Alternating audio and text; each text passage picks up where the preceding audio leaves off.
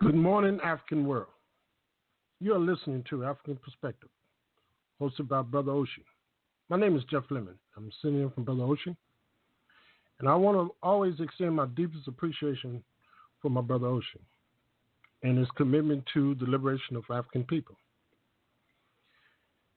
And he has allowed me to be an extension of his voice here on African Perspective on Motherland Media.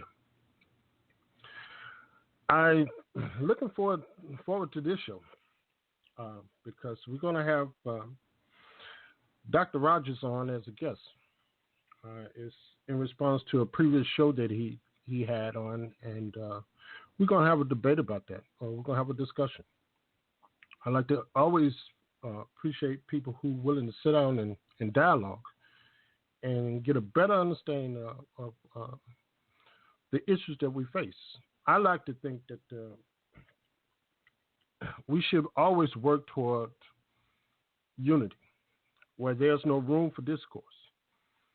We should have discussions because we have different perspectives and different point of view. But when we have these discussions, I like to think we're having them so we can have better clarity without bringing any kind of division or debate, because what we've gone through in this country and around the world as African people, there's a lot of other important issues, and certainly difference of opinion shouldn't be one of them. We should be able to sit down and have dialogue and reach a better understanding and clarity as to what the true issues are and how we going to move to reach that point where we know that when we engage in discussion, we're looking for, like I said, the clarity necessary to move forward. So with that being said, I'd like to bring on Dr. William Rogers. Yeah. Good morning. Good morning, Dr. Rogers. Hey, great. Thank you so much for inviting me to come on and talk with you a little bit today. Oh, well, I'm delighted. It's always a pleasure to talk to you, brother, because when I engage in dialogue with you, it's always a learning process for me. And I'm just always seeking clarity. And oftentimes when I have those discussions with you, you bring clarity. And I just like to thank you so much. Yeah, and I just like to, for all the listeners, that when we engage in conversation, let's just seek clarity, and I'm looking forward to the discussion. Right. You want to maybe give a summary of what today's discussion is going to be about? Okay. I think a lot of this is in response, to the program that I have an opportunity to produce called the Black Reality Think Tank, which is a part of the Motherland Media Network, and then with African Perspectives, because I'm a frequent listener to African Perspectives with Brother Oshi, obviously, just like he listens often with mine. And so a lot of times there are ideas that you hear back and forward that maybe you hadn't looked at in a certain way, or and vice versa. And I think that's what this program was about. It was about a interview that I had maybe about a year ago with the local minister of Muhammad Mosque number 3 in Milwaukee, student minister William Muhammad. And we had a dialogue on a book that I love very dearly called Message to the Black Man in America by the Honorable Elijah Muhammad. And so we wanted to talk about that book. And we had a very, I felt, wonderful conversation and opened up some questions and ideas about that book that we can kind of still use today. And then I think it was last Friday, you were mentioning, or Brother Oshi mentioned that, as he always does, the other programs that are going to be coming on. And he mentioned the fact that I would be having a program on Saturday of this past Saturday as a rebroadcast of that interview, Message to the Black Man. And then my good brother, who I know well in Milwaukee, Brother Muhammad Abdullah, called in and asked Oshi for clarity about the program, and he responded that I would be having that on Saturday. And I then texted Oshie and told him to make sure he let him know that it's a rebroadcast, so he would have to listen via internet, and so he did that. But he had some critique, and he said one of the things he said was that he did not feel that book had any relevancy at all to today, and he would love to hear what my point of view was on why I felt that there was relevancy to it. And so I thought that was a good opportunity for us to talk. I wasn't opposed to, obviously, anything. It wasn't about any of that. It was just, I said, this would be a good show. So I called Oshie and said, well, why don't let's all get together and talk. And then I would also try to bring on Brother William Muhammad. And I did talk to him over the weekend, and he did agree to come on. He's going to come on as well and give his input. And so that's how we got here. Okay. Well, then we can get it started because I want to welcome another caller. Good morning, caller. Yes, this is Imam Muhammad Abdullah. Well, how you doing, brother? I'm fine, thank you. How are you, sir? I'm doing just fine. I'm glad you was able to join us today. I mean, I'm looking forward to the discussion because at this point, I'm listening. I'm listening. I'm trying to get some clarity on 2 points of views from a book, and I'm looking forward to the dialogue. So, as you know, brother, Dr. Rogers is on the line, so y'all can go at it. Good morning, my brother. Good morning, Dr. Rogers. Great. Glad you were able to join me. Yes, sir. I'm glad as well. So how do you want to proceed, Brother Jeff? Is that? Are you asking me? No, I was asking Brother Jeff how to proceed. Oh, okay. Yes. He's the director. Oh, okay. Well, I mean, Brother Muhammad, you have several questions about the book, and I'm just listening for clarity, basically, because I want to. So I'm learning. Is Minister Williams with us? What I was going to do is basically explain why I did that program and why I said that it was relevant. Asking the question, is it still relevant today? And that's originally what it was. It was originally posed as a question. And obviously in our interview, I wanted those points to come out. But to be clear, I do feel it's relevant. I'm prepared to explain that for us today or as we talk. The reason that I brought it out is that I think one of the things is that the analogy of this book has to be dealt with in terms of what I call time and place. Look at the timing that the book was printed, and obviously for itself, the location in which at the point of time that, the environment, in which it was entered. I spent most of my young adult life in New York City. I was born in the South, the segregated South, and when I left high school in 1962, I spent a year in college, and then I left college and went to New York. And as a result of that, I was introduced, and I lived in Harlem. I lived on 120th Street and Manhattan Avenue, which is right in the hub of the center of Harlem. This was the civil rights years.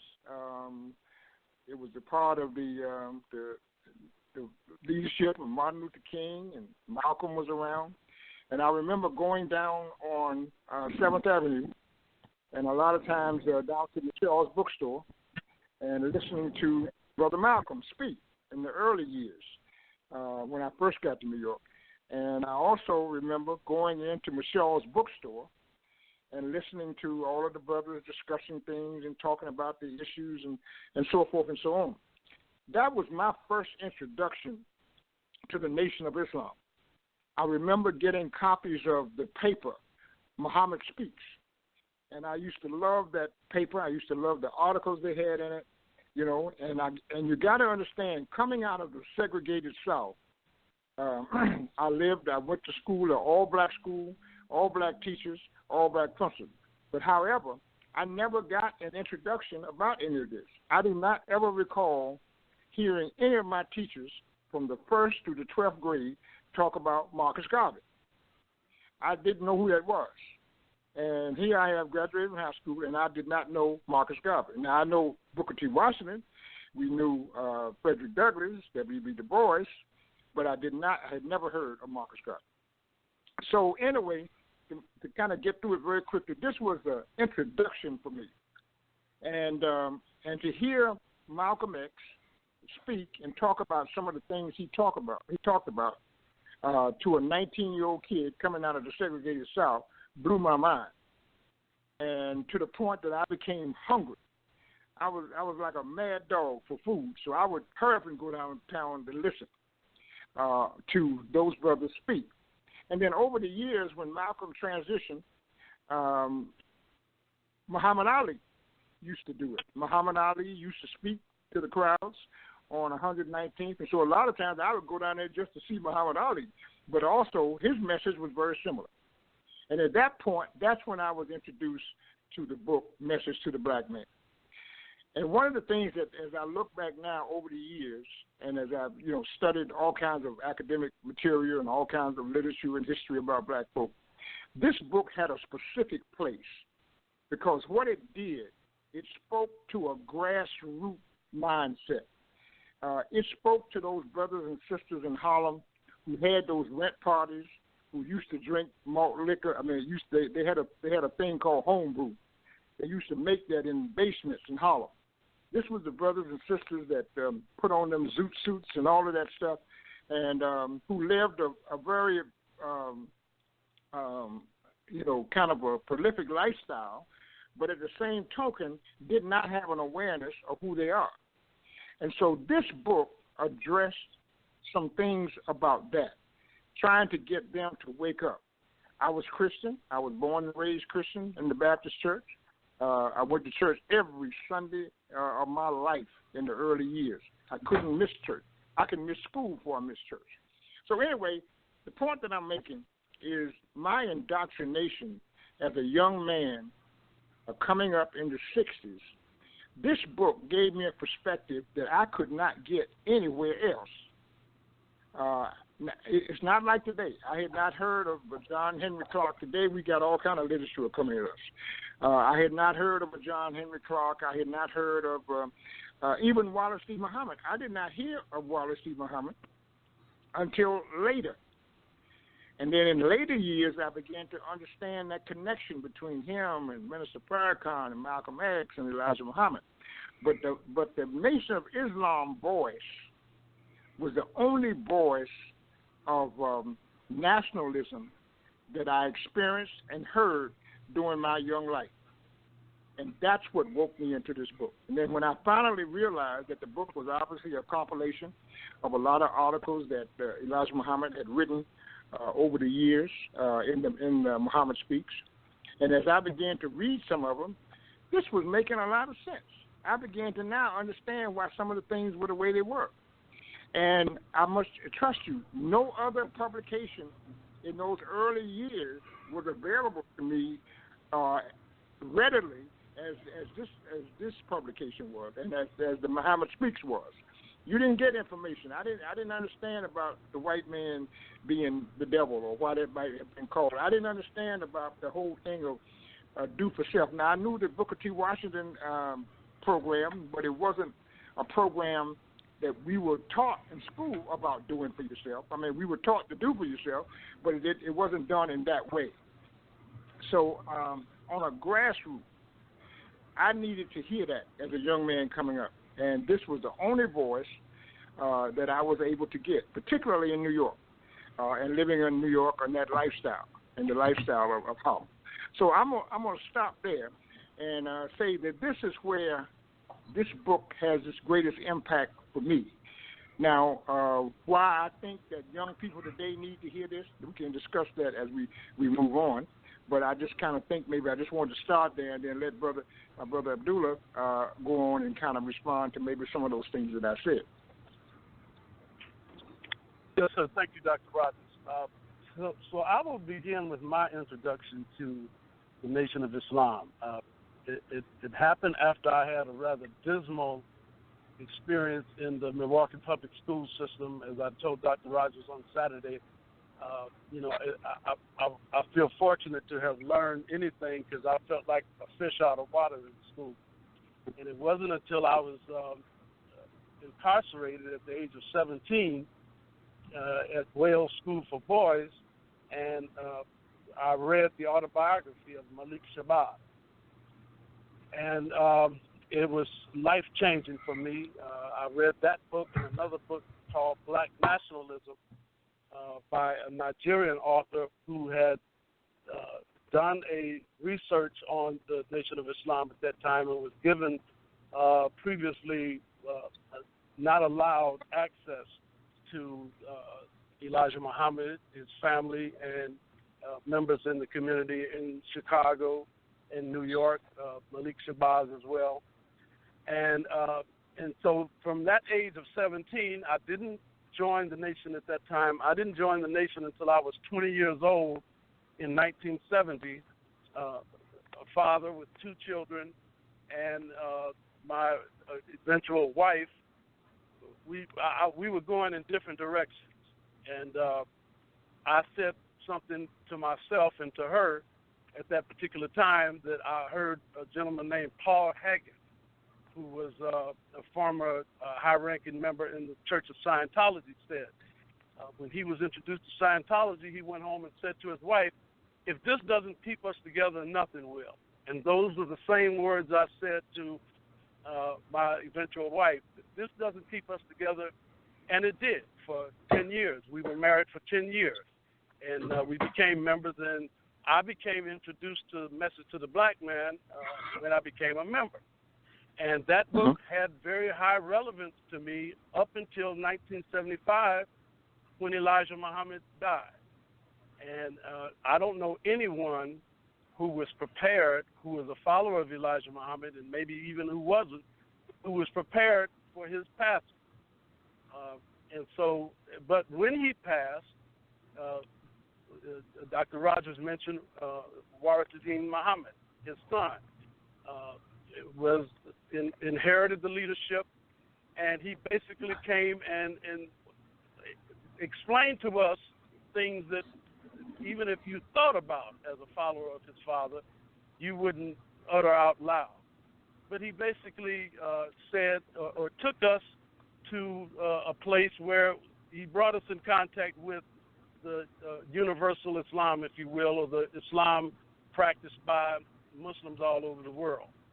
And so from that point, the book ceased to have any relevance to me in that respect. I can recall going back and reading the book with my eyes open, and the language, and we have to understand, Elijah Muhammad, and it didn't have to be this way, because he had very well-educated people who were followers of his, but it was sort of an elementary language.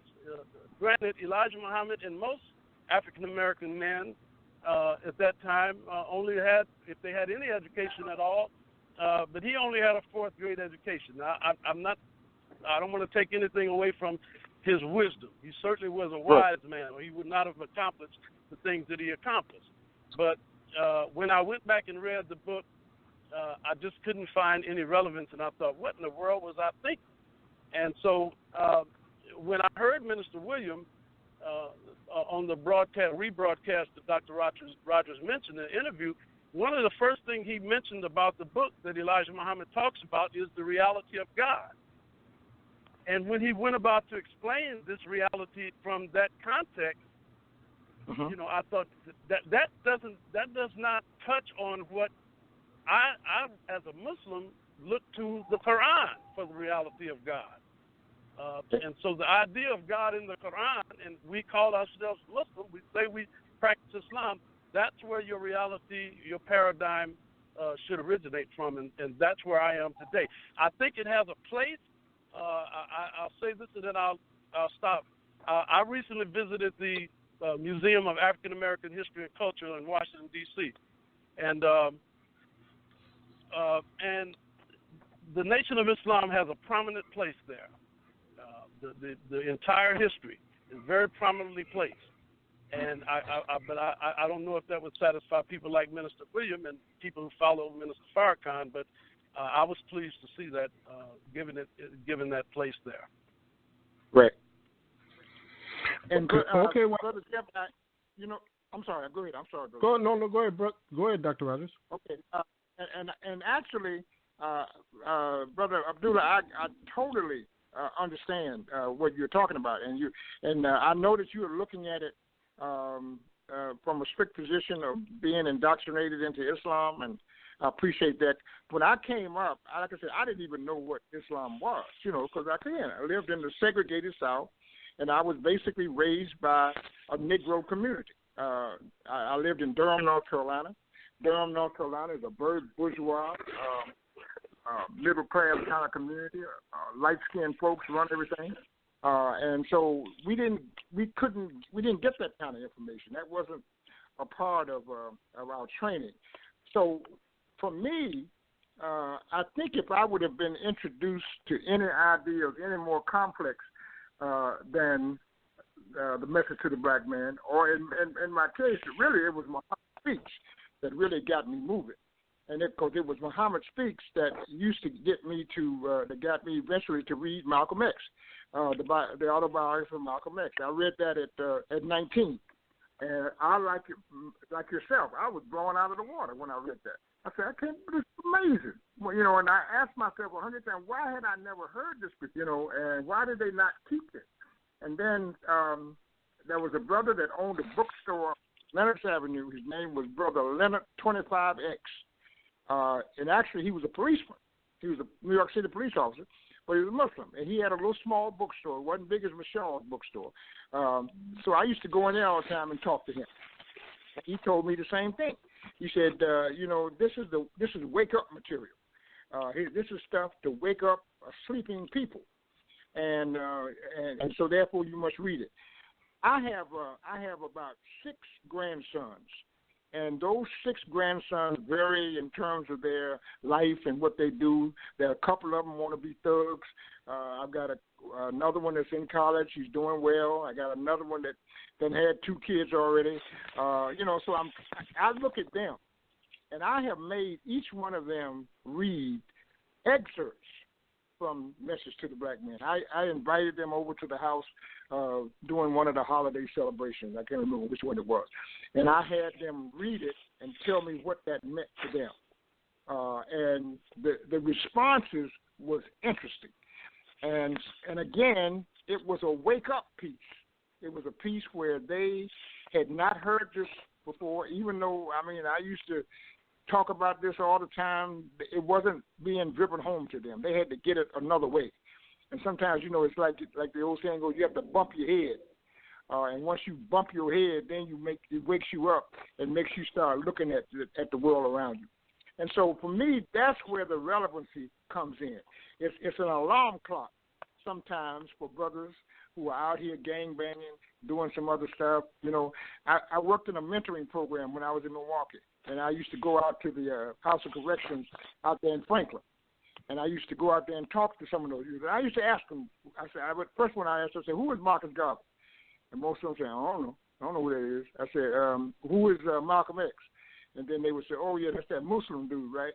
I said, yeah, in a certain way. I said, you ever read him? No, I ain't into that. So you compare that, then you ask some of the other ones, have you ever read Iceberg Slim? And they say, oh, yeah, I read Iceberg. I know about that. That dude was something, kind of thing. And so, again, I think this is a grassroots piece that can be used for teaching. If I was to run a mentoring program now, I probably would order this book or print excerpts of it. Let me give you an example. Now, Brother Abdullah, this book has got about 30 chapters in it. Because obviously these are the writings from Muhammad Speaks. There was one part in there that really used to, when I read that, I could not believe it. That was that letter from the KKK. Now, I have been in some discussion groups who said that wasn't authentic, that didn't come from the KKK. I don't know. That's not it. But anyway, it's kind of like the Willie Lynch letter. We always talk about, that not being real. But anyway, the way that KKK letter was written explained to me in clarity, the evilness of the white mind, and so it again it woke me up to things that I had not heard before as a young man coming up. And now for the strict religious part of it, when you get to that the thing about who God is, I'll have to admit, during those first years, I didn't know what that meant either. And actually, I kind of like bypassed that and went on to some of the other stuff. I wanted to get more of that political rhetoric because I was mad. I was mad about everything, during those 60 years. I was mad about white folks spitting and throwing milk on us and doing all that thing. I was mad about the assassination of both Medgar Evers, Malik Shabazz, as well as Martin Luther King. And, I mean, I just couldn't take it. And that's why, again, I grasped this. Now, I'm sure on a strict Islamic theological perspective, there probably might be some problems with a lot of this. I don't know. I haven't studied Islam in that depth. But I have heard others who have say the same thing that you're saying. I got the book, The Theology of Time, which was a book by the Honorable Elijah Muhammad as well. And The Theology of Time was a little difficult for me to get through that because I think there you began to see some of the theology of Islam being used in this political way. And so I kind of didn't have a real strong understanding, but I did, talking to others, I got to be able a little bit clearer. Brother Charles Muhammad and I used to have discussions quite often about these things, theology of time and some of these other ideas. So, in your response, Dr. Rogers, I know exactly where you're coming from, and I'm not opposed to understanding it from that perspective. But that's why I found it to be relevant. Dr. Rogers, I yes, think sir. I was born in 1950. Right. And anyone who was around in the 30s, 40s, 50s, and the Nation of Islam, of course, got its start in Detroit in 1930. And when you look at the America and the treatment of Negroes, African Americans in the 1930s, I mean, you could say to this day, but particularly across America, things were much sharper then. The point of the spear of white racism and white supremacy was so sharp then it warranted maybe. I don't know about the theological part. I'll talk about that later. But it warranted a reaction, and in many respects, you can say, in fact, I think the person who coined the necessity or the significance of the Nation of Islam best, more eloquently than anybody I've ever heard, as being a former member, saying Dr. Sherman Abdul Hakim Jackson, who used to be a professor of Far Eastern Studies at the University of Michigan. He's in a similar position at USC now. But this is how he described the Nation of Islam and black religion, period, but particularly the Nation of Islam in his book, Islam and the Black American. He said it is a God-centered, holy protest against anti-black racism that emerged out of the experience of American slavery. Islam in Black America began as part of a religiously oriented communal search for tools with which to combat racism and redefine American blackness. That when I read that, I thought, okay, because let me tell you something, Dr. Rogers, and I look forward to Minister William being on. I haven't seen or talked to Minister William in a long time, and we used to go affectionately toe-to-toe on Eric Vaughn's show from time to time. I'm beyond that now.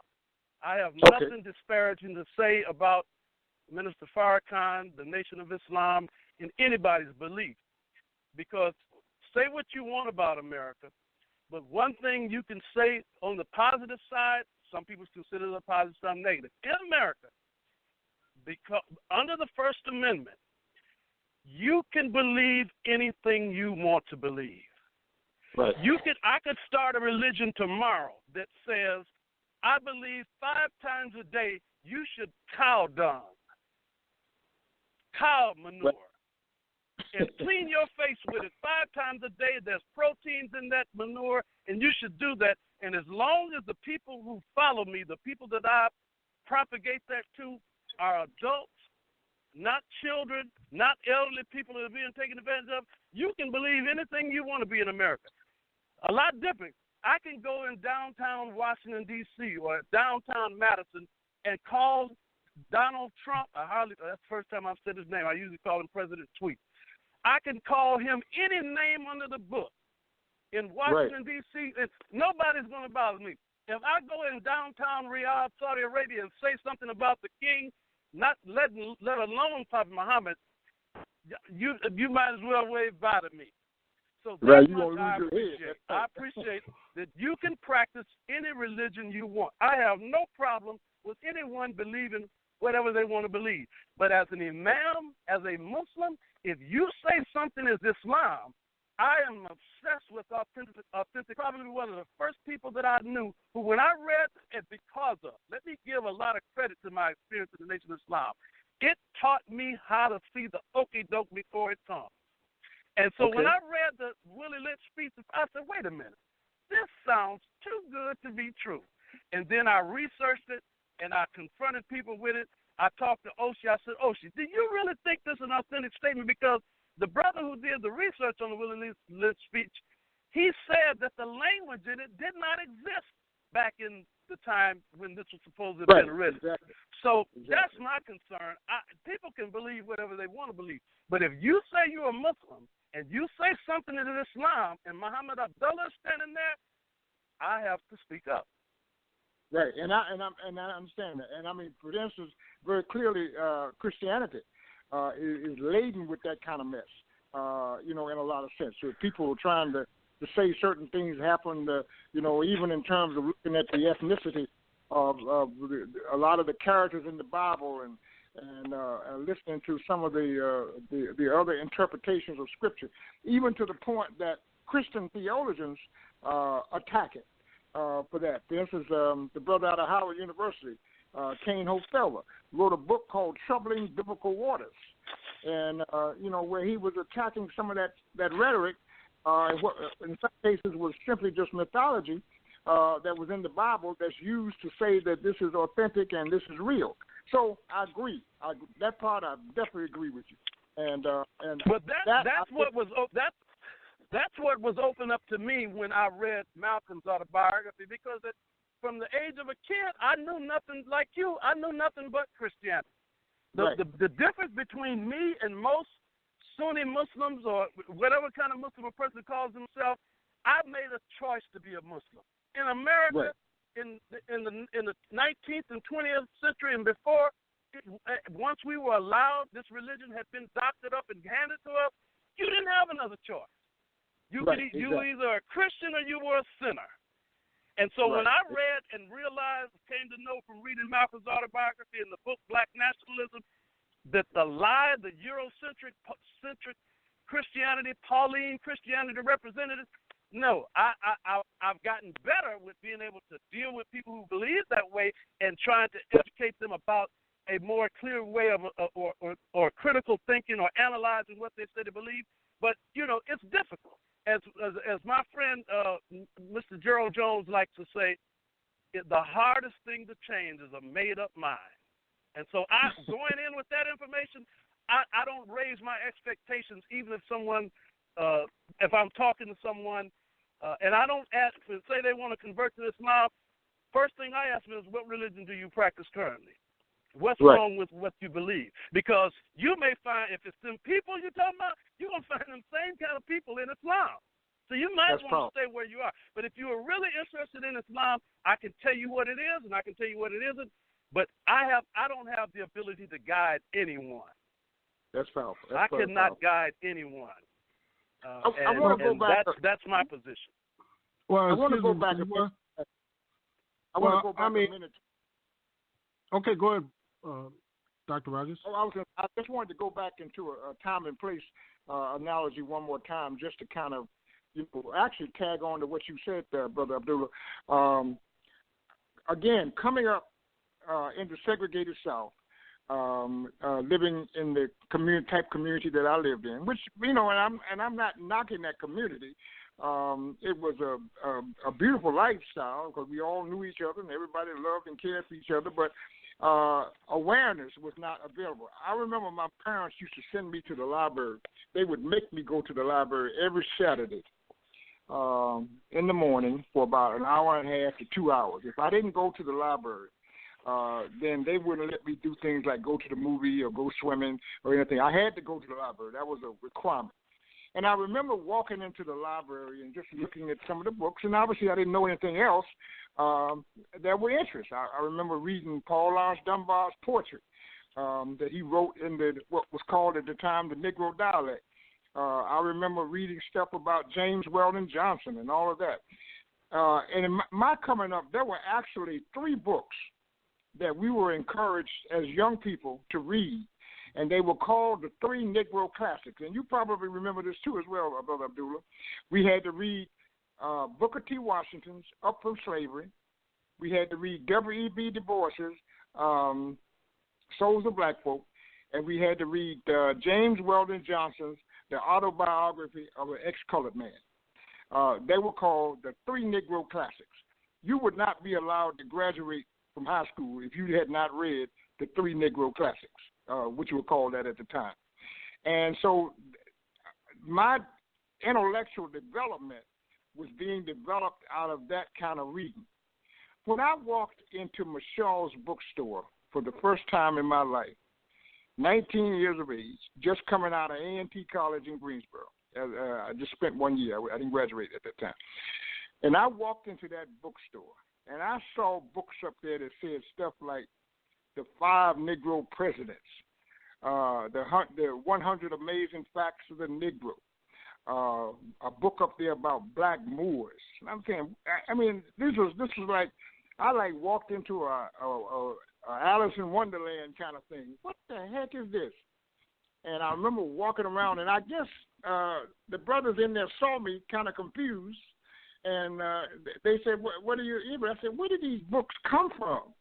You know, and he said, and the first thing the guy asked me, he said, "Brother, where you from?" I said, "I'm from North Carolina." He said, "Okay, come on in here." And anyway, to make a long story short, that was, as you said earlier, I needed that because I was angry, didn't know why I was angry, but then once I was indoctrinated to that kind of reading and language, it changed everything. It changed my whole lifestyle. And as a result of that, I think that there are a lot of our young people today who need that as well. They need an indoctrination because I think knowledge is inside of all of us, but it gets crusted over by time and by conditions and by lifestyles. And a lot of times what you're doing when you're teaching is you're just simply removing the crust and the layer and allowing the bright beam of life to evolve. Like you said, your whole incarceration system. That was a wake-up call. That something got down inside of you and got all that crust out and allowed you to wake up to the real knowledge of life and who you were. And I think that's why I say this book can do that. It's the only – I don't know if you're going to get a young brother to read John Henry Clark. And even though Dr. Clark is practical and right down to earth, he's still writing in the academia. You're not going to be able to get him to understand it through W.B. Du Bois always. And I'm not stereotyping anybody, but I'm just basing it on my kids, my family. I tried to get my kids to understand Malcolm X, the autobiography, read the autobiography. I got one of my grandsons to read it. He was incarcerated. He got incarcerated. As a matter of fact, he was in there with one of our former aldermen who was there, and they got a chance to meet each other. And they talked about a lot of stuff at that time. So I think when we talk about there's this intellectual awakening that needs to happen to a lot of our young people that will get them to be more politically involved, get them to be aware of who they are and what they're doing, because education hasn't done that. The school system, Milwaukee Public Schools doesn't do it. The New York Public Schools didn't do it. None of those did. Only we, our community, can do that. And we can do that through these kinds of teachers. And then, like you said, Brother Abdullah, let him form his own opinion about whether this makes sense, and that. But I think it needs to be introduced anyway and let somebody let them get it. Yeah, go ahead. Jeff, did you want to say something? Otherwise, I have a comment. Well, basically, I want to thank you, both you brothers, coming on and sharing your experiences, because it's often clarity to me. Because during the time that you guys was going through your awakening, I was a naive little kid. I mean, I was exposed to all these different religions and what have you, and it was always confusing to me. So I'm like, okay, well, what am I supposed to believe in? But, I guess awakening takes place with different people in different times. Yeah, exactly. And I've grown to understand that it's not a religious thing, it's a spiritual thing, because we all spiritual people. So whatever it speaks to us as an individual, and if it has you have a strong connection to it, so you're going to gravitate to that. When I heard the principles of Ma'at, that did it for me. I understood it, and I embraced it. And that's what I live by. I live by the principles of Ma'at. And I just think that if we all just look at it from a perspective that it's not a religious thing, it's a spiritual thing. And my position is going to always be, it ain't about you, it ain't about me, it's about us. And having this dialogue, all I'm hearing is clarity. I understand what brought y'all to the position where y'all at today. And that's a good thing. You know what I'm saying? So those things need to be shared to the people that's following behind it, because your walk through life, me, him, Brother Muhammad, go through what he have gone through, and I can see what awakened him when he, start to understand from a different perspective, that's clarity for him. And I can I can greatly appreciate your position. So as time went on, you evolved to another level in life, to a point where you said, well, okay, maybe the religion, theology behind it may have some questions to it, because you've grown to understand it, to question it.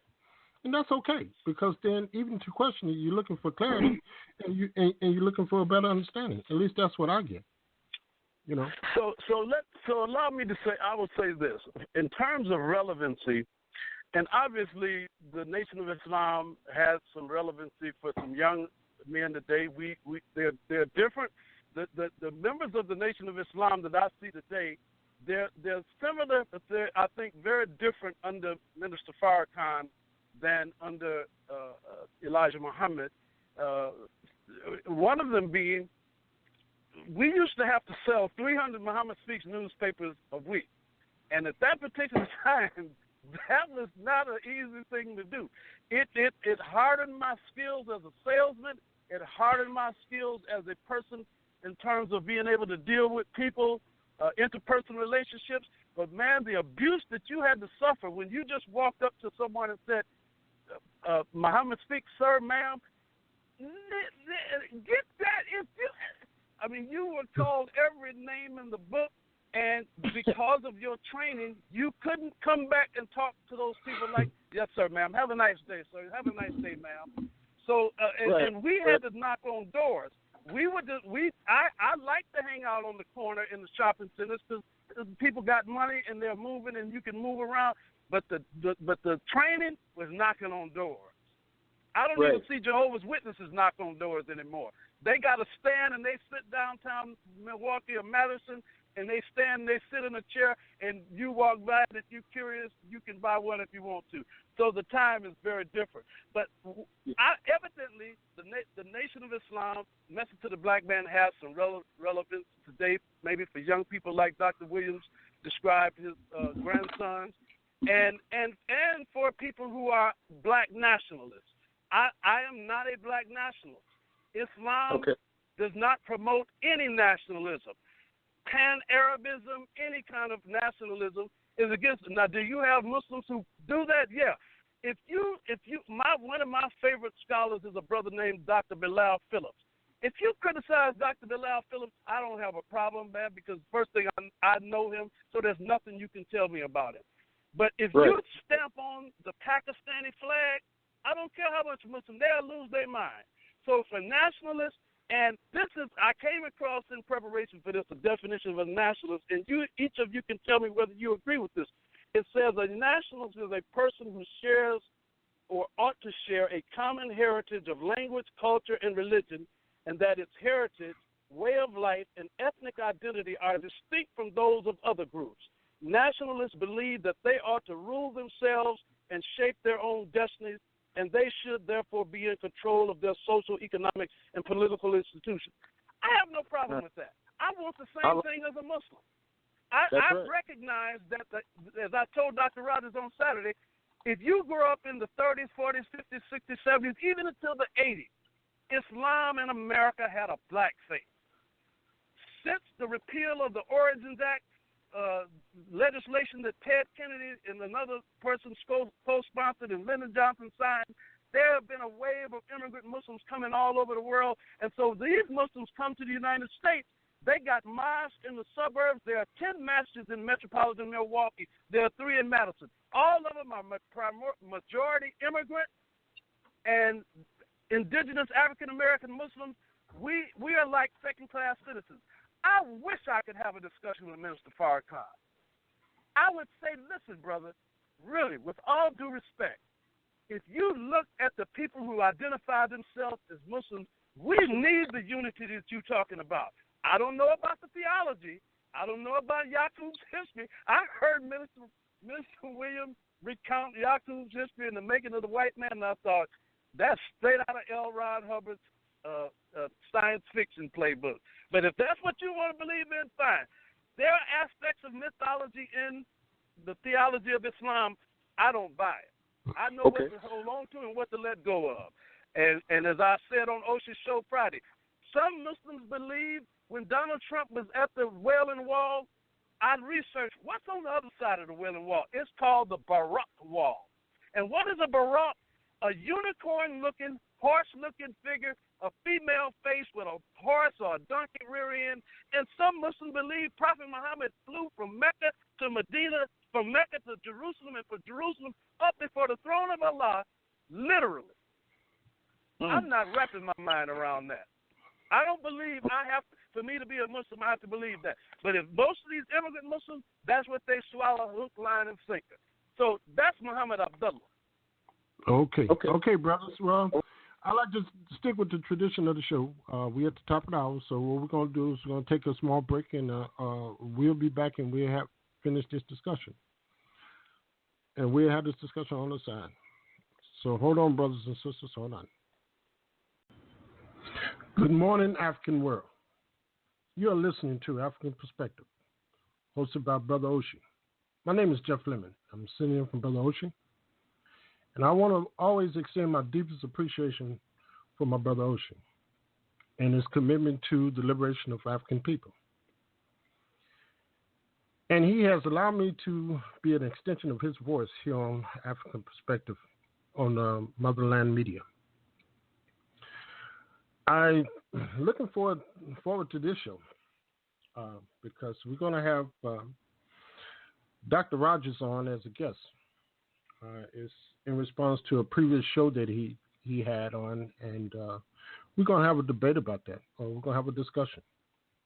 I like to always appreciate people who are willing to sit down and dialogue and get a better understanding of the issues that we face. I like to think that we should always work toward unity, where there's no room for discourse. We should have discussions because we have different perspectives and different point of view. But when we have these discussions, I like to think we have them so we can have better clarity without bringing any kind of division or debate. Because what we've gone through in this country and around the world as African people, there's a lot of other important issues, and certainly difference of opinion shouldn't be one of them. We should be able to sit down and have dialogue and reach a better understanding and clarity as to what the true issues are and how we going to move to reach that point where we know that when we engage in discussion, we're looking for, like I said, the clarity necessary to move forward. So with that being said, I'd like to bring on Dr. William Rogers.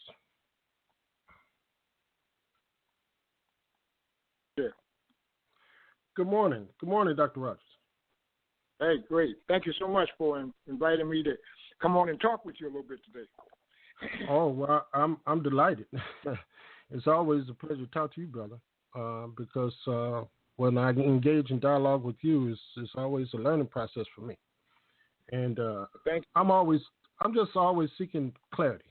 And oftentimes when I had those discussions with you, you bring clarity. And I just like to thank you so much.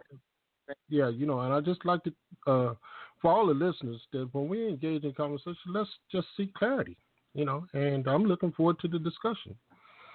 Right. You want to maybe give me give a summary of what today's discussion is going to be about? Okay. I think a lot of this is in response, to the program that I have an opportunity to produce called the Black Reality Think Tank, which is a part of the Motherland Media Network, and then with African Perspectives, because I'm a frequent listener to African Perspectives with Brother Oshie, obviously, just like he listens often with mine. And so a lot of times there are ideas that you hear back and forward that maybe you hadn't looked at in a certain way, or and vice versa. And I think that's what this program was about. It was about a interview that I had maybe about a year ago with the local minister of Muhammad Mosque number 3 in Milwaukee, student minister William Muhammad. And we had a dialogue on a book that I love very dearly called Message to the Black Man in America by the Honorable Elijah Muhammad. And so we wanted to talk about that book. And we had a very, I felt, wonderful conversation and opened up some questions and ideas about that book that we can kind of still use today. And then I think it was last Friday, you were mentioning, or Brother Oshie mentioned that, as he always does, the other programs that are going to be coming on. And he mentioned the fact that I would be having a program on Saturday of this past Saturday as a rebroadcast of that interview, Message to the Black Man. And then my good brother, who I know well in Milwaukee, Brother Muhammad Abdullah, called in and asked Oshie for clarity about the program, and he responded that I would be having that on Saturday. And I then texted Oshie and told him to make sure he let him know that it's a rebroadcast, so he would have to listen via internet, and so he did that. But he had some critique, and he said one of the things he said was that I did not feel he did not feel that book had any relevancy at all to today, and he would love to hear what my point of.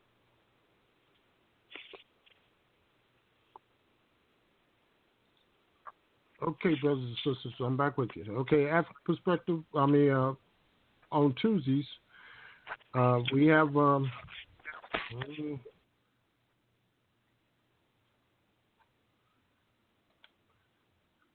this computer's not cooperating right here. Okay, brothers, we can go ahead and continue the discussion. So what I heard, basically, like I said, from both brothers, Muhammad and Dr. Rogers, is that the experience that they had growing up led them to a place and space where they're at now. And if I'm not mistaken, and it must hold true to some large degree that some large degree y'all still evolving, right? Oh, absolutely, absolutely. Learning is lifelong, and yes, it is.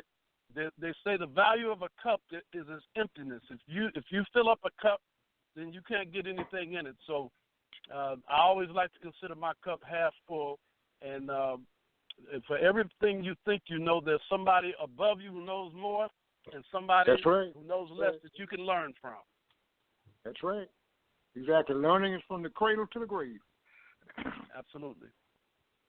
Well, I have this little meme that I really hold dear to me, is that said that you should never ever stop learning because life never stops teaching.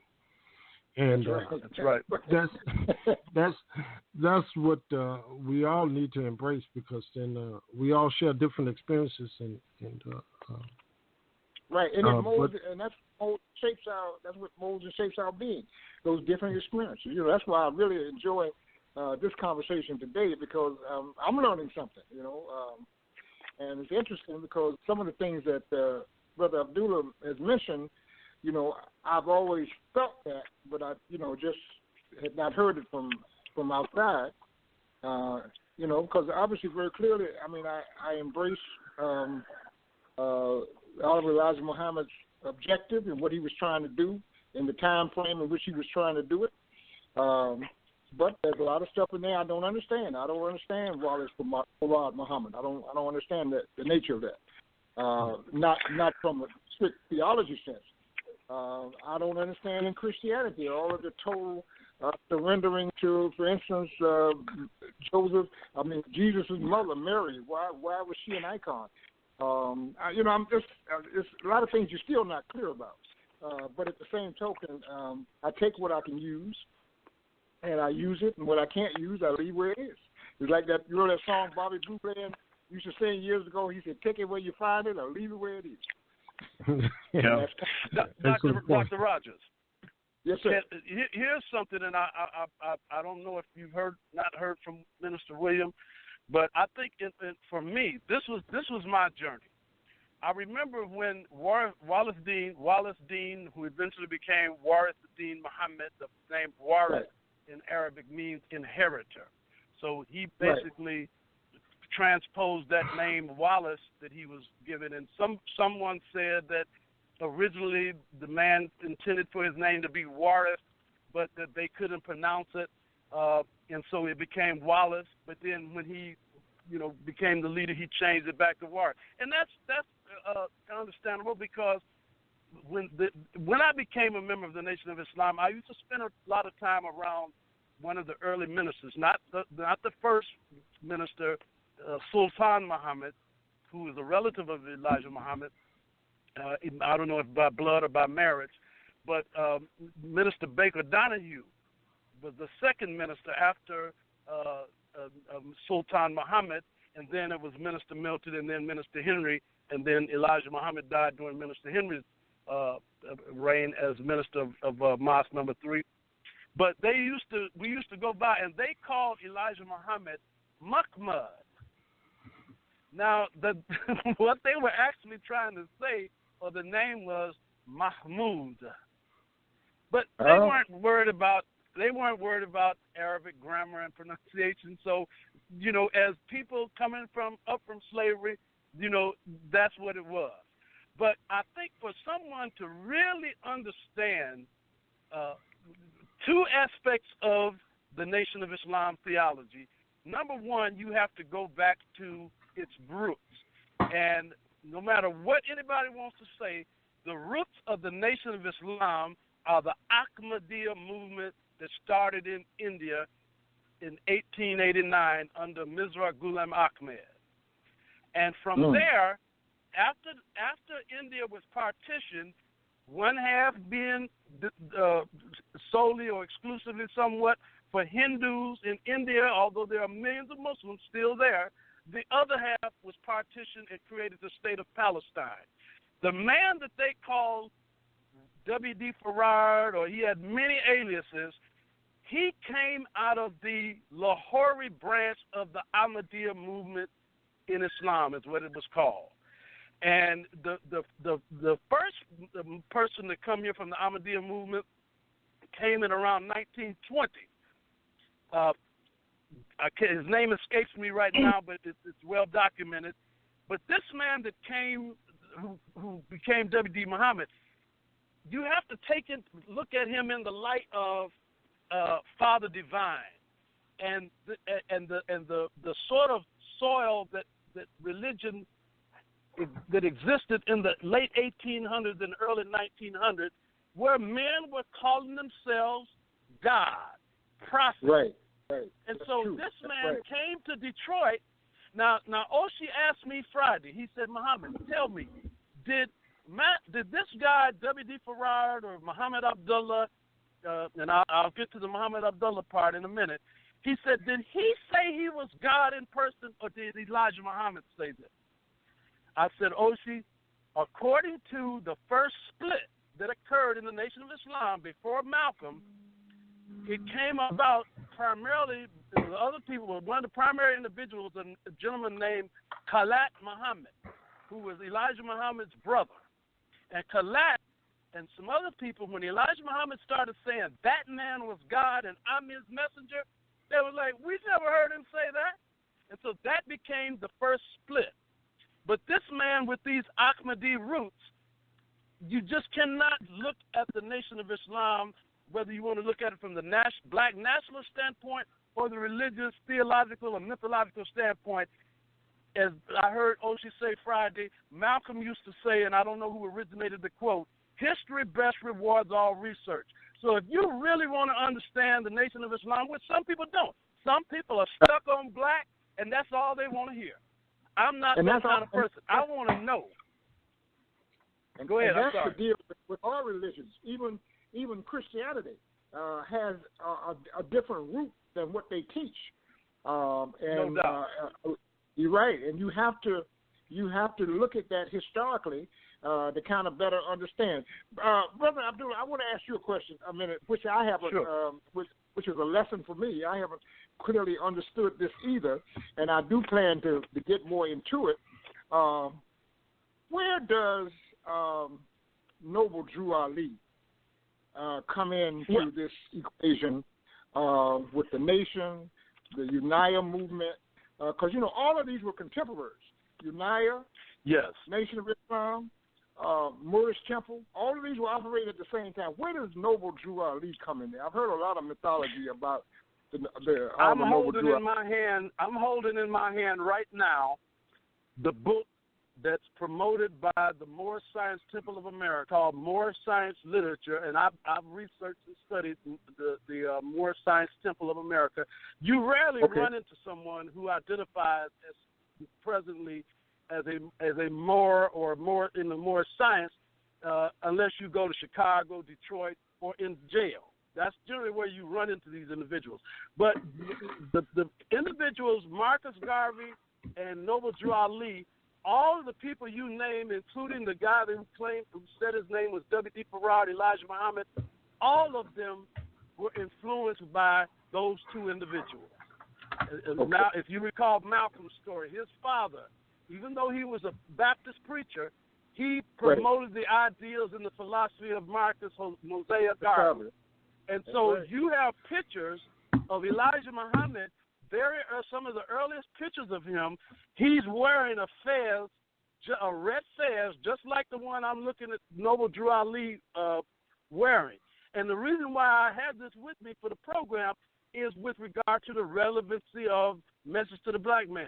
So to a person who is a present-day Moorish Science American, this book has relevancy.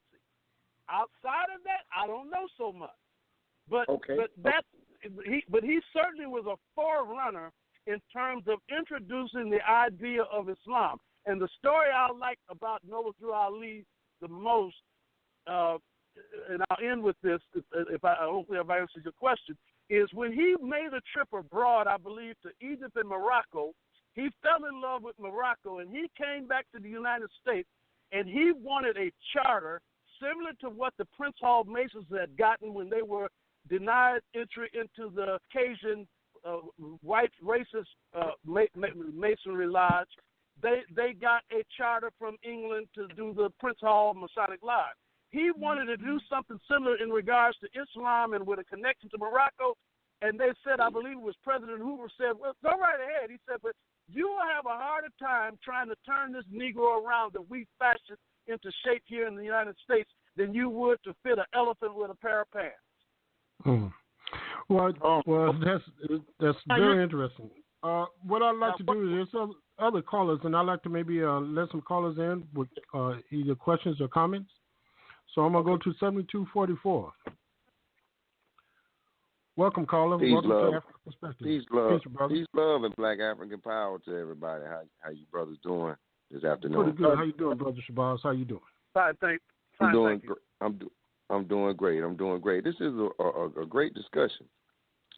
One that definitely warrants our attention, and especially as the brother just really brought it home. and he talked about the Masonic involvement and what we see here, even when I've done the studying of the Moors and a lot of these keepers of religion, because one thing I do value those elders that have come and actually done the work of African liberation, and that's outside of the parameters of religion, because Dr. John Henry Clark and his overwhelming amount of studies, I think he's proved how these religions were only created for political purposes, to gain leverage, to take control, for colonialism, because they said it was a dynamic of when the European invaded into Africa, we had the land and they had the Bible, bow down and pray, and then we had the Bible and they had the land. So it has everything to do with how we are to look at ourselves from an organic standpoint.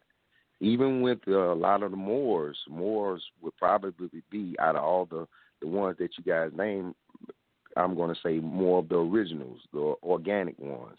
But even with the Moors insist that they aren't African, they aren't black, that they are Moor. And coming from this, like, this is something that our elders, this is new. You understand? When we're going back to the African priesthood, when we're going back to the traditions, that wasn't a widely known thing where all of us or black people were Moors. I think it kind of goes, like the brother said, is something going to Upper Africa or to Morocco. And I think they said that this is another fact that I'll throw out. One of the worst places for black people to live is in Morocco. So, or where they're not desired, or not favored. So when we're looking at what is really going on, even when we're talking about the Holy Land, and a lot of us as black people want to call ourselves Jews, we call ourselves a lot of these things. But if we take our black behind over there in that Holy Land, we see what they're doing to them Negroes over there. You understand? To us as black people, a lot of these things in their invention, they never favored, they never were in the interest of helping the black or the African man or woman benefit and go forward. That's why we still have all of these organizations. We don't have any land. We're not getting any more leverage. We're not. If anything, we're going backwards. So I think what we should be seeing is, or understanding is, how do we understand science and how it's going to affect and help us as the people. But we have to understand the science of ourselves. And I think that's what a lot of these things try to teach you, is a quote-unquote knowledge of self. But even in the Moorish Science Temple, they're not good on that. They're not. You see a lot of these Shriners. Hold on. Let me finish up. Now, I just want to finish this up real quick. Even when we look at the Brotherhood, we look at even, who else do we see wears the fez? You look over and you see the European Shriners. They wear the fez as well. All right. Now, the one thing about it, that there is a free spinning tassel on the Moorish fez, and that comes with some knowledge to it. But, if you see the Shriners, their tassel is pinned to the side. But regardless, when you go back and you see those Masons, when you see those higher 32, 33 degree Masons, what they are doing is you seeing they claim Islam. You see one of the Shriners' fezzes, it has Islam. A white boy has it. He has more on there. They have a lot of the terms, and this is behind the wall. This is the stuff that you really don't see. Now, this is the thing of question. Even when you're talking about all the lost stuff that they have underground in the Vatican, and you look at the Knights Templars, these were the ones that were to protect the secrets that had been stolen from ancient Africa and our thousands and thousands of years of history, all to now say that we're going to believe in Muhammad, we're going to believe in Allah, we're going to believe in Jesus, we're going to sit around and wait on Yahweh. But none of these have proven to be effective to helping us move forward. That's a fact. Okay, brother. Brother Muhammad, go ahead. Do you have a comment? Brother Muhammad, you got first of all, let's the term Moor. the term Moor is tantamount to the term Indian when you refer to Native American indigenous peoples of this land in North, Central, and South America. The term Moor was a pejorative term that the Spanish applied to those Muslims. Those people didn't call themselves Moors. People in Morocco today, and there are people that have been in Morocco no matter what color they are or what hue they are, they've been there in part of that land for centuries, for hundreds of years, even before Islam went there. And that term was applied to them. But like the West, like Europeans, like Americans, we like to name people. And they stick because of the power that we have. So you even find indigenous Native Americans calling themselves Indian. But the term Moor, that was what Noble Drew Ali probably had good intentions, but you're more right. The other thing, brother, I do not worship Muhammad. And the Allah that I worship, give me the respect to ask me what that is rather than you trying to tell me. I don't know what you believe other than what you say. You say what you said every week on the program, and I hear you say that. But what I believe and what you think I believe are vastly different. As far as land, the only thing keeping me from having some land right now is bad credit. If I want some land, I'd go buy some, but I got to straighten my credit out first. But other than that, my religion is not keeping me from obtaining no land.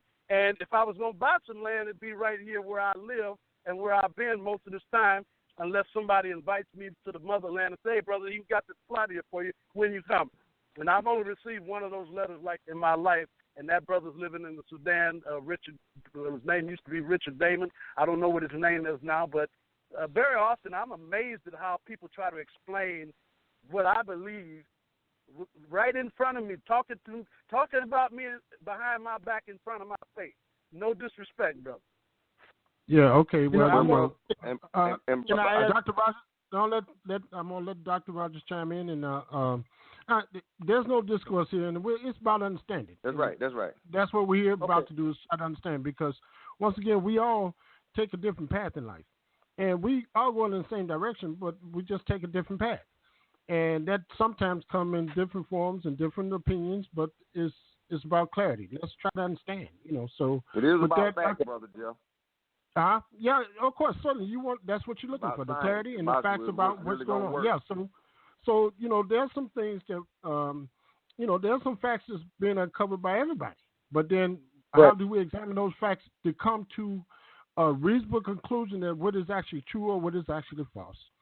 And that's what we have to work through the dialogue that we have, So I'd just like for Dr. Rogers to chime in. And I do have another caller that I want to, after you, Dr. Rogers, I'm going to invite another caller in, okay? Okay, real quickly. Brother Abdullah is right on point. That word Moor that's a Spanish word. And it comes out of the Spanish language. It comes out of the language of the German Vandals. That's the history of that word Moor. And you're right. Those brothers did not call themselves Moor. That European title for them, like it was Negro for us, at one point in time. And you just learn to accept it. The other point I want to make is something that we had said earlier about history being the reward for all things. Now, the brother that your caller is right on point when he talks about the connection to all of this and the Masonic Temple, the Masonic Lodge. One of the best ways to understand this is to look at the biology of Prince Hall. There are some things about that history and the history of Prince Hall. Prince Hall, was the 1700s. And what he was trying to do with the movement that he created out of Boston. He operated out of Boston, Massachusetts. And what Prince Hall was trying to do to free black folk, which was to use this system that had been stolen from ancient Africa and brought into the Americas, and actually the American colony being built on the principles of the Masonic knowledge and Masonic understanding. And so Prince Hall, in a sense, was the one that would end up influencing a lot of those early 20th century thinkers who begin to embrace some of that. Another one, Bishop C.H. Mason out of the Church of God in Christ. The same thing. It was a very mystical religion. And all of that was being influenced by earlier thinking that Prince Hall brought to the Americas in Boston. And so very clearly, understanding that Moorish thing, understanding even like the Shriners and how the shrine operates today is a lot of involvement with Prince Hall. That's why if you're a Prince Hall Mason, in some cases you won't be accepted in the Scottish Masons, and that whole history of that. So I just wanted to throw that part in there, that for our listeners and all of, if you want to really understand that, study Prince Hall. And there are some points about the Prince Hall development that will really clear up some of the things about Noble Drew Ali and some of the later 20th century involvement in that whole system. Well, thanks a lot, Dr. Rogers, for the clarity, and I like to bring in another caller. We're going to 6051. Welcome, caller. Welcome. All right, thank you for letting me in. Hey, this is a very interesting conversation. What I wanted to get back, I wanted to go back to what the brother said about with all this knowledge and stuff that has been going around, that and all these religious systems and philosophies, that nothing really has improved the quality of life for the American African over the last 100 years. And this is knowledge that we have been espousing for over 50 years, 60 years, 70 years, etc. And still, our situation continues to get worse.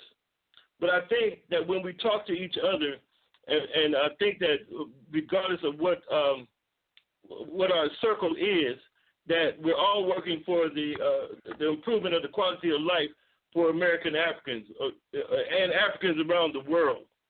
So I think it's important to understand that there are worlds within worlds, and each world is universal to those that live in that world.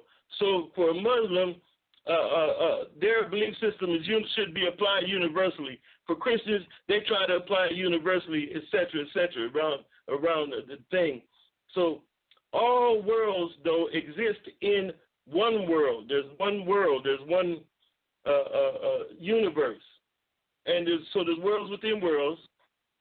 And all these worlds function according to the laws of cause and effect. There's no way around that. And so we have to look at, if we understand that, then we have to say, well, how is it improving the quality of life, not just for me, but for our people, according to the laws of cause and effect. Now, understanding the laws of the universal laws gives us insight into each world.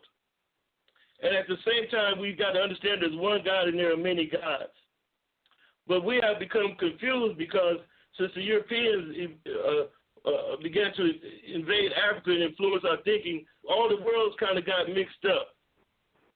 But so I think that we're at the point now where we just have to tear the whole thing down, in our belief system, and start from scratch. And so I think that if we do that and not be attacking each other, but just go to the basic principles, then we can understand, build from there, build on the solid foundation. And I think that I heard somebody made reference to ancient African cultures, but there are cultures that existed before that. Those were they're called primitive African cultures, and those cultures were built on nature. And not that those cultures were correct or enlightened or anything, but I think that if we are going to rebuild, which I think is what we need to do, then we need to begin to understand, first of all, the laws of nature. Because that's God's word, is the laws of nature. Say, well, God said this, God said that. But the first thing that God said, let there be light. Let's understand light, then how light works. Then he said, then the earth. So well, let's understand the earth. That's direct from God. Man didn't make those things. And so I think that while we're doing all this debating and discussing about a history, which is based on what somebody else said, because we weren't there and we don't know it, I think that we need to start building on a solid foundation, which would be a good understanding of the laws of nature. And can I add on right quick to what the brother was saying? Yeah, go ahead, brother. Go ahead, brother Shabazz. I just wanted to say that the brother was dead on. And the same way that we go over to the Christian storehouse and we take our tithes, we take our offering there, the same way that we go over to the mosque, the same way we go over to the synagogue. We take our offerings, we take our resources, we take our energy there. I think it is very fitting for us to stop by the houses, stop by the communities of those Africans that are still keeping some of those traditions alive, that are predicated. That's why we're not going anywhere. That's why the people that created Islam, the people that created Christianity, the people that created Judaism, I don't know if we knew this, but the Pope allows the Pope allowed for Islam to be practiced. This is a thing we have to understand. He is the renowned authority, the Vatican. And what we do know is that they stole a lot of our, that's why when you go to if you see behind the Masonic walls, they still carry the things that were important to us, like the all-seeing eye or the Wajet, the all-seeing eye of Haru. You understand? Behind our church, where I grew up at, there was a Masonic lodge. They had times with the Masons, they had that thing, and before anybody in the church could leave, the Masons would come in and do their thing first. But who are the Masons? Jesus didn't never tell us about the Masons, but this is when we see. It's rather than believing, and we see believe has a lie in it. That's just to be honest as we're looking at the etymology. Believe has a lie in it. And I think this kind of distorts our knowledge of self, our knowledge to be able to perceive what knowledge is, what our nature is, and who we are within nature, and how we are going to utilize the things as resources to help us go forward. I think even when we go back to say, at least let us study the last time brothers that look like us were together and actually building something. That's why I always take us back to the Nile Valley. I spoke with Runoko Rashidi. He had gone around and gone to 120 countries. I don't know if you guys know, but we are in the real time where Africans are actually putting up their money and they're going to do this study and research. I asked him, out of all the places that he had gone, where is the place that he can actually see a collective, the best of the best? The best of us using our will, our intelligence, our spirit, he said on the Nile Valley. So I'm considering this is why the Europeans must study. This must be why they study our knowledge. You understand? In order to function, while they having us believing in Jesus and waiting on Jesus to come and save us behind the wall, they are practicing, bowing down to a mother and a black mother and a black son, which we look at as Aset and Haru. So I think it's about going back to understand who we were before the spread of these chaotic things that only meant to take us down. Like the brother said, we've been praising all of these things, but collectively, us as a people, we're not moving any further. Tell me, why is it that 9 people didn't get killed in the church? Even though my grandma didn't, I ain't never seen a white person go to church and praise the Lord like my grandma. You understand? Actually be into it. Tell me, why is it that God, which Christianity is who houses the name God, tell me why is it working better to benefit, the European? Why don't we see 9 European Christians getting killed in church? And I think after we study nature, we can see what is going to work for us and what is not going to work for us. Right now in 2017, a lot of stuff, like the brother said, we're going to have to clean out the table and put off to the side in order for us to move effectively, because it hadn't been working. Well, that's the very reason why we're having this discussion, brother, and I appreciate everybody that's participating. That's for sure, because to me, it's about learning, and I've learned something. I learned more about the history of Islam for people who practice it, people who walk the walk, and for them to still be involved, evolving to a higher space in life is something to be gained by the collective. For the people who walked. So I'm just grateful for the conversation. Now, Brother Muhammad, do you have a comment? Well, not anything. What we originally, the discussion was really, and again, I don't know if anyone knows what happened to Minister William, but we were supposed to be talking about the relevance of Message to the Black Man, and that encompasses the entire nation of Islam as it exists today under Minister Farrakhan. And I would like to see where is it going? Where are we going? Because from the time that I became a member in the last 5 years of Elijah Muhammad's life, what drew most of us to it, I had a choice. I could have gotten involved with the Civil Rights Movement. I could have joined the Black Panther Party. But it appeared at that particular time, especially in Chicago, if you went to Chicago in 1970 and New York, different places, you saw the Muslims owning banks, restaurants, grocery stores. But I think if you take a look at the immigrant Muslim community, and all of these immigrants aren't Muslims. Some of these people are Hindus and Sikhs and whatever. But when they open up a business, they target our community, but they take money from anybody. And so realistically in Chicago, they would have had to draw more of the African-American community in to support those banks and businesses for them to survive. And it's sad that they died with the death of Elijah Muhammad, and that his son, who inherited it, Warithin Muhammad, didn't have any. He was not a charismatic leader. That's not who he was. He was a religious leader, and he said this. Back to something I said earlier. He said that when his father kicked him out 3 times, all 3 times, well, one of them was for his association with Malik Shabazz, but the other 2 was because he would not say that W.D. Farrar, or whatever his name was God in person. And he said when they kicked him out, he said the people that embraced him was the Ahmadi community in Chicago. And when he became the leader, he appointed, now no Sunni Muslim worth their salt would do something like this. He appointed the man that he said was W.D. Farrar, whose name was Muhammad Abdullah at that time, to be the imam over one of his masjids in Oakland, California. He was the imam there until he died. White-haired man. He said that was W.D. Farrar. And I sent Dr. Rogers a piece on YouTube where Muhammad Ali's not his first wife, not Sanji, but Kalila, his second wife, who he had first one he had children by, she's on YouTube being interviewed by this brother named Lance Shabazz, and she said she met Master Farrar Muhammad twice at Elijah Muhammad's house. She has a picture of it. And that man is the same Muhammad Abdullah that Warithin Muhammad put over a masjid in Oakland, California.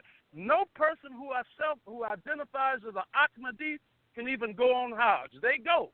Muhammad Sabir, which many of you know, he's in the Hajj, but he can't go there. If he goes there and says he's an Ahmadi, he will be turned around at the door. So a lot of that history and information is not very well known, but clearly this W.D. Farrar individual was not who he said he was. And there's a saying in Persian culture that says that you build a structure and your first brick is crooked, then your whole edifice is going to be crooked. And so my question, if I could ask him, when you came here, even though you was an Ahmadi, you knew damn well some of the stuff you was telling Elijah Muhammad was not truthful, was not truth in regards to Islam, and it was not true in terms of other than Minister Farrakhan said this. And I saw this when I first studied or researched Scientology. Minister Farrakhan said L. Ron Hubbard and the guy alias W.D. Farrar met in the early 1920s in California and before he came to Detroit. And that's why when I heard Minister Williams, I heard him say 2 things that confounded me from that lecture with Dr. Rogers on Saturday. One, he said they believe the white man is the devil, but sort of for PR reasons, they don't say it out in public. That's not the kind of follower of Elijah Muhammad we were. We didn't have any problem telling white people that we believe you the devil, and that's what we believed, and we said it and didn't hide it to nobody. But the other thing he said was he went on talking to Dr. Rogers about explaining where white people come from this Yaqub's history mythology. And I just thought, wow, people can believe what they want, but, man, it's really sad if this brother really believes this, because, as I said, this is a page right out of L. Ron Hubbard's book, or Church of Scientology about Xenu and this God, intergalactic God. If you ever look at it, it's like, what in the world is these people believing? In fact, one of his followers, Paul Haggis, the guy I mentioned earlier, he said when he heard that, he said, what the F is this? He said, I'm cool with kind of what we say about snakes. I'm cool with the black part, but I just can't buy it. He said, that Xenu stuff, he said, that's off the chain to me. So I wish Minister Williams was here so that he could kind of explain or elucidate on why they really feel that this is something you should hold on to in 2017 if you really believe in, African American people, elevating ourselves from the condition we've fallen to today. Because from where we started, slavery, we've fallen. Okay, with that being said, Dr. Rogers, you want to elaborate since you hosted the show? No. I mean, it's very clearly, this is a dynamic conversation, and all of the inputs from the callers. And Brother Abdullah, I definitely appreciate some of the things he said. And all of these points that are being brought out that are very clearly what we need to consider, in terms of building and moving forward. I keep hearing everybody talk about, we still haven't gone anywhere. Well, these are the mechanisms that are necessary to build a machine that can go forward. You got to have all of this in there, because in a lot of cases this is what's held us back. And understanding how we are to now pass that on to this generation coming up. A lot of this is evolutionary. You're not going to see it in your lifetime change, but you plant the seeds. We're planting right now. This is a wonderful source of planting, and hopefully the trees that will be developed from this will be those that will make the change. That's right. I totally agree. I totally agree, brother. Yeah. That's right. Yeah. See, with this is our I definitely appreciate the discussion. But Brother Ned, it seems that you had something that you want to add to it. I think one of the things, man, really one of the things that helped me out and cleared my mind. It's kind of like let me back up a little bit. It's kind of like we built the Tower of Babel, and we're trying to build this. That's right. We're trying to build this tower up to heaven, and now we've gotten so far up that somebody said, well, bring me a hammer, and they brought him a nail. And so our language is all confused, and it's like we say, it's not working for us. But I think, so then we have to go back to the foundation. And we really also need to look at not only just what we call the ancients, but we need to go back to discover our true nature is, and how we think and what kind of people we are, is look at all the African cultures that existed when we lived in nature, because that's how we evolved naturally.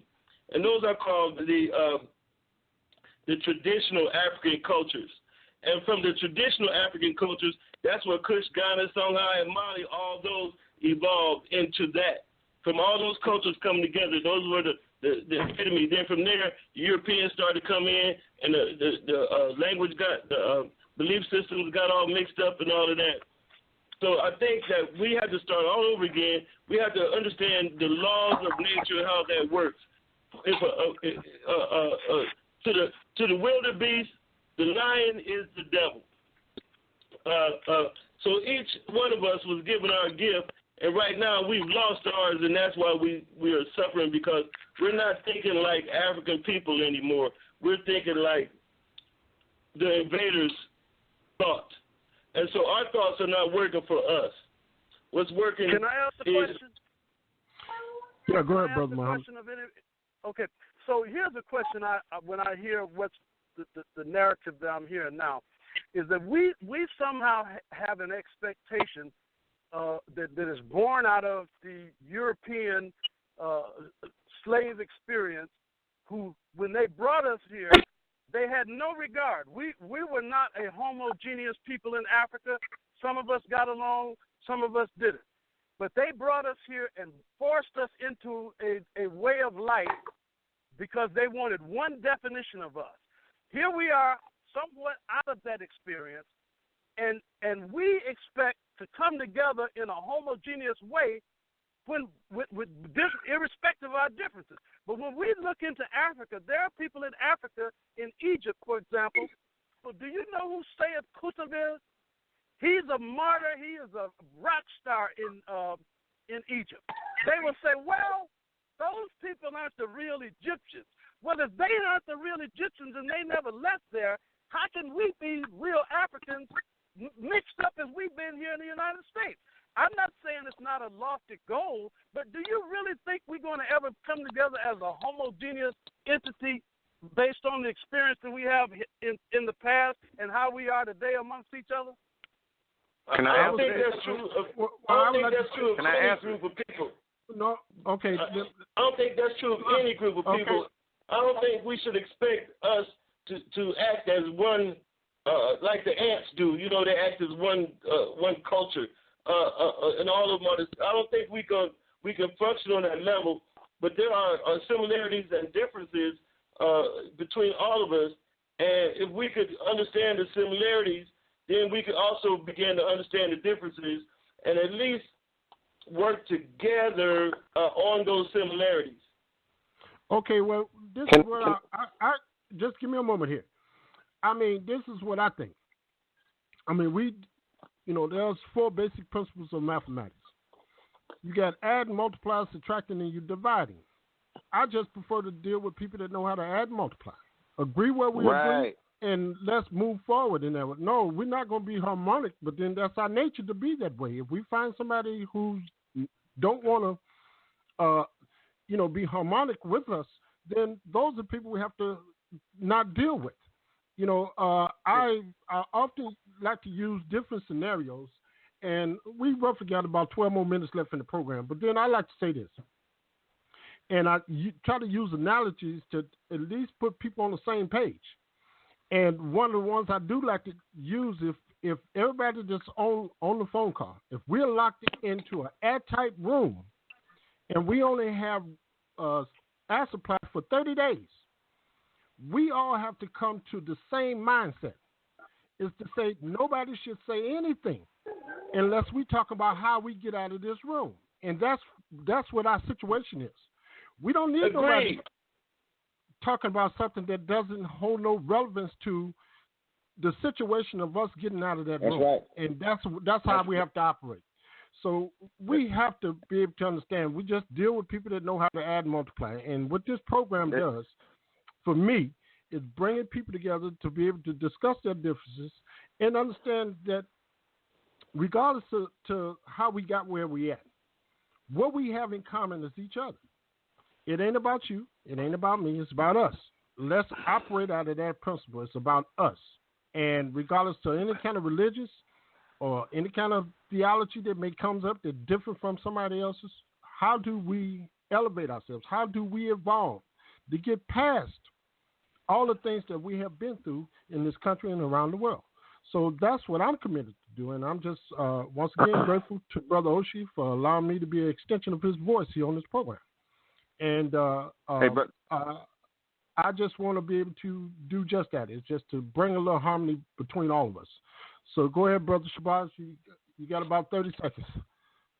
Okay, I just wanted to say this, even when you're talking about adding up, going back to ancient Kemet, and in particular, because I can't say what anybody else studied, but I am one that has studied or is studying the Nile Valley culture. And what you see is Ma'at, or even knowing what the Ma'ah was. The Ma'ah was similar to the cubic or measurement. You understand? It was about measuring up. What they say in business, where if it don't make dollars, it don't make sense. So it's like, why have we've been putting a lot of energy into these other things, even with black folks arguing with each other on who's Democrat, who's Republican. At the end of the day, which one do you think is beneficial for the black man? And the reason why you got to be black is because you carry an African genealogy. You're part of, your genetics speak to Africa. That's why you have the kinky hair. So regardless of even the geographical location might have changed, if you take a kangaroo from Australia and put him in America, he's still going to be from Australia.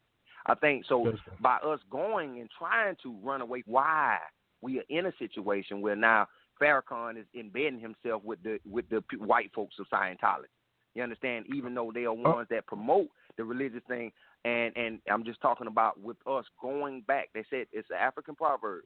It said the first step forward is to go back to your ways and your traditions.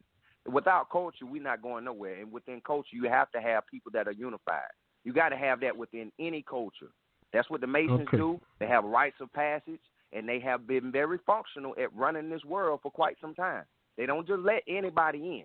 So to say that it can't be done, I think, we are the original architects. Okay, Brother Shabazz.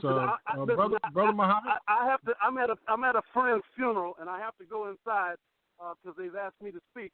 But thank you for the opportunity, and I look forward to doing this again. Thanks, Brother Oshie and Dr. Rogers and Jeff. I appreciate you, brothers. Thank you. Much love, and be at peace with yourself and others, please. Peace. Thank you. All right, peace, Dr. brother. Rogers? Dr. Rogers? You want to make a closing statement? I'm going to eventually close this. My closing statement was all of the things you said were very profound. I've enjoyed all of the remarks from each one of you, but I think the bottom line to all of this is that you've got to pass this on, your knowledge, your studying, and your learning on to others. I mean, we can get on the radio program and we can talk and philosophize and intellectualize all we want to, but if you're not passing this on to this next generation, all this you're saying now, forget about it. It's not going to ever take foot. So I'm hoping that many of you, I've said this to Brother LaRue before, his books, he's written two brilliant books, Black Laws, and he wrote one, what we now should call Our Ancestors' Slaves.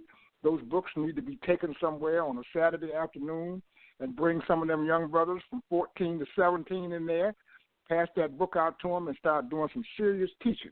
If you don't do that, then everything we're saying today is moot because it's not going to take root. That's what I wrote. So in closing, my remarks is all of your knowledge, all of your wisdom, all of your study and research, pass it on, brothers. It's like the Rastafarians say, Bob Marley had that song, you got to pass it on.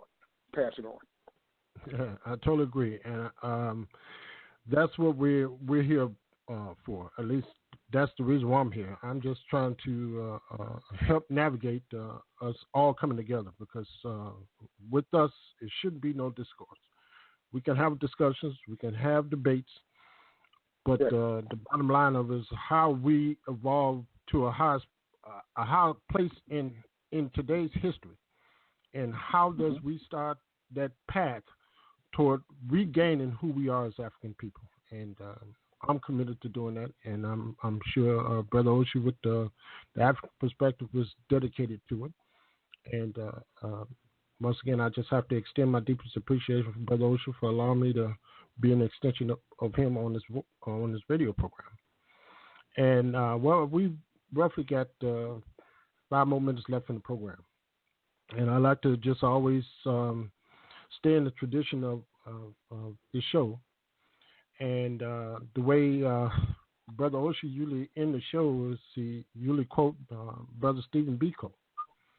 And I think that statement alone speaks to what today's discussion was about.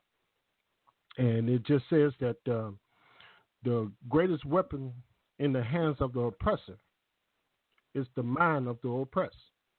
And if you look at what we've been dealing with throughout any studied history, the things that need to come in the future, we need to understand that that's the weapon that we need to take back from the oppressor. It's our minds.